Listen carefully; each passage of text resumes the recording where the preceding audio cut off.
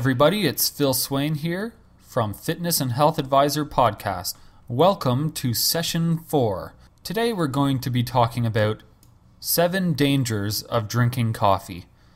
Now there are definitely tons of other benefits to drinking coffee, as long as you drink it black, but I'd like to be the devil's advocate for a second and talk about some of the potential dangers of drinking coffee. I used to drink coffee multiple times a day, and I could easily go through an entire pot in one morning. But due to the panic attacks I got, I was forced to stop drinking coffee and everything with caffeine, since the caffeine would ultimately cause heart palpitations and it would eventually develop into a panic attack. So for this reason, I don't drink coffee or any soda or pop or anything that has caffeine in it. So I know what you're thinking. Phil, how can you live without drinking coffee in the morning? Well, to be honest, I find now I have more energy than I ever did when I was drinking coffee, because I'm now eating a proper, balanced breakfast rather than just drinking a few cups of coffee and running out the door. Now, I want you to be clear about something. I'm not bashing coffee in this podcast.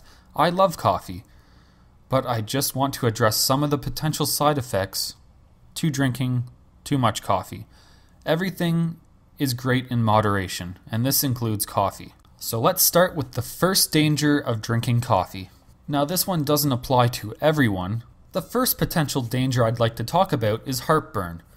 If you're prone to getting heartburn or acid reflux, coffee is going to be one of the worst things you can drink for these issues. A single cup of coffee can trigger horrible heartburn in sensitive people.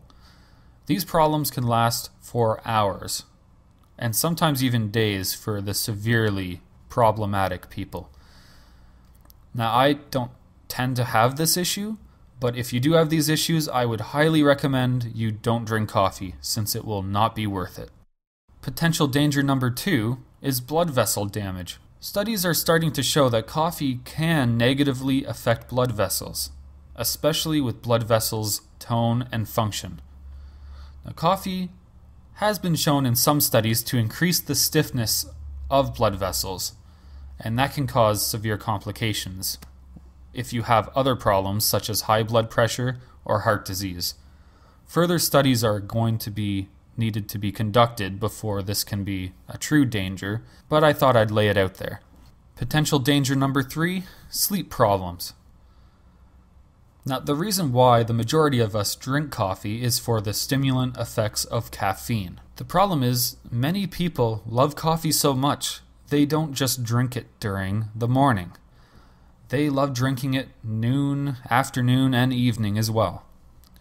The problem is, these high amounts of caffeine throughout the day can cause restlessness, difficulty falling asleep, and much lower quality of sleep. Now, this obviously doesn't apply to everyone. There are people that will be able to sleep just fine having a coffee right before bed. And other people, they will have an extremely difficult time sleeping. My recommendation is to not drink coffee after 4 p.m. if you are one of these sensitive individuals. Potential danger number 4, dehydration. Caffeine is also a diuretic, which means it increases how much you urinate throughout the day. Now, if you drink an excessive amount of coffee, you're going to find yourself getting dehydrated unnecessarily. An easy fix for this is you need to continue to drink water on top of every coffee you drink.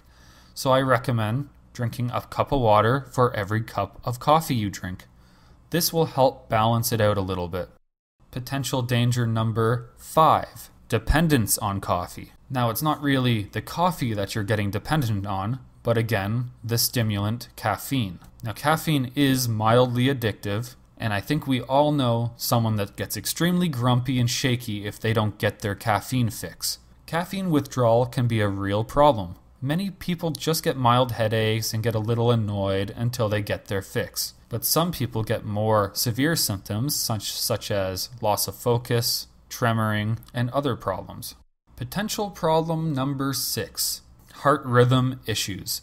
An excessive amount of caffeine can affect how your heart works. Coffee can increase your heart rate as well as cause irregular heartbeats. Now these are also known as cardiac arrhythmias.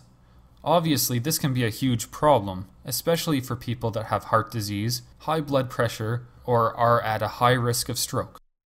The last danger that I'd like to talk about is osteoporosis. Osteoporosis is a disease that is mainly categorized by having low bone mass. The bones of a person slowly deteriorate and they become extremely fragile. People with osteoporosis are more prone to bone breaks. Now, coffee, as I said earlier, is a diuretic, which means you have to urinate more often throughout the day. The more you go to the washroom, the more calcium leaves your body. Since the majority of people do not get enough calcium as it is, this can result in extremely low amounts of calcium in your body. So having low amounts of calcium is the main reason for developing osteoporosis. This is especially true with women. So if you're going to drink a lot of coffee, I highly recommend, especially for women, that they get on some sort of calcium and vitamin D supplement. This will help balance out your calcium levels in the blood. Thanks again for listening to Session 4 of Fitness and Health Advisor podcast. I wasn't planning on doing a session today, but I thought I'd do a really quick one just to keep you guys going. I'm going to do a podcast on the benefits of coffee to help balance out this podcast. And I'd like you guys to know the whole story anyways. If you have any questions about this podcast, please go to www.fitnessandhealthadvisor.com/session4. This applies to any session podcast. So if you're listening to session 14 of the podcast, you would go to fitnessandhealthadvisor.com/session14. Leave a comment or question below, and I'd be happy to answer it as soon as possible. Make sure to subscribe to this podcast as well. Thanks a lot, and take care.